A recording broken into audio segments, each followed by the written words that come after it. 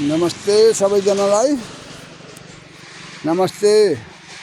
आज यो 82 सालको अन्तिम वर्षको यो 82 साल वर्षको अन्तिम दिन चैत 30 गते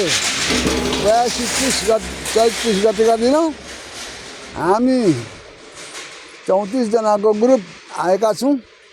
यहाँ चाहिँ महाकालीमा नेपालको पश्चिमसम्मको लक्ष्य लिएर आएको छौँ।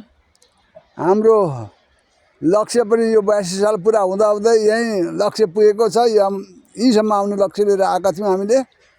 यो महाकाली नदीको यो देशकै नमुना लामो झोलुङ्गे पुल हो। धेरैवटा यहाँ पिल्लरहरू बनाएर चाहिँ बनाएको छ, उँधो उँभो गर्दै त्यस्तो हिँड्ने पुल।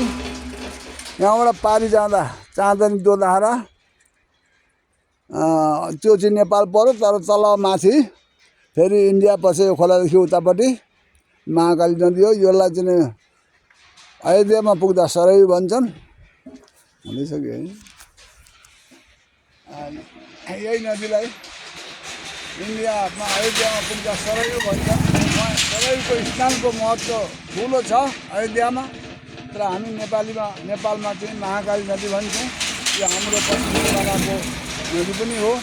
यहीँबाट आज म सबैजनालाई नयाँ वर्ष 2083 सालको मङ्गलमय शुभकामना महाकालीको झोलुङ्गे पुलबाट सबैजनालाई शुभकामना दिन्छु। सबै सुस्वास्थ्य रहनु,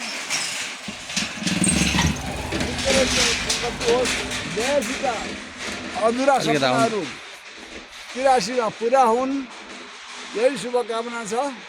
हाम्रो धेरैजनाको ग्रुप आज महाकालीको यात्रा भनेर आएका 4 दिनमा चाहिँ हामी यहाँ आइपुगेर